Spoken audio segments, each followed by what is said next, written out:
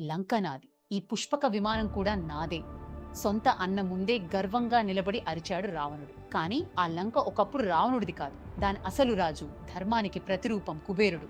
స్వర్ణమయమైన లంక ఆకాశంలో తేలియాడే పుష్పక విమానం కుబేరుడి పాలనలో వైభవంగా వెలుగుతోంది. కానీ అదే రాజ్యంలో అధికార దాహం పెంచుకుంటున్నాడు అతని తమ్ముడు రావణుడు. బ్రహ్మ వరాలతో అహంకారం పెరిగింది, బలం పెరిగింది.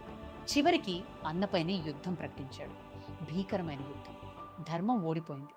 కుబేరుడు సర్వం కోల్పోయాడు. రాజ్యాన్ని, సంపదని, చివరకు తన ప్రాణమైన విమానాన్ని కూడా. లంకను వదిలి వెళ్ళిపోయాడు. కానీ ఆ ఓటమి అతని కథకి ముగింపు కాదు, అది ఆరంభం. మళ్ళీ తపస్సు. శివుడి కోసం, బ్రహ్మ కోసం దేవతలు కదిలారు. ఒక కొత్త శక్తినిచ్చారు. రావణుడు ఒక రాజ్యాన్ని లాక్కున్నాడు. కానీ దేవతలు అతనికి మొత్తం సంపదకే అధిపతిని చేశారు. అందుకే లంకని కోల్పోయిన వాడే ఈరోజు లోకానికి ఐశ్వర్యాన్ని పంచుతున్నాడు.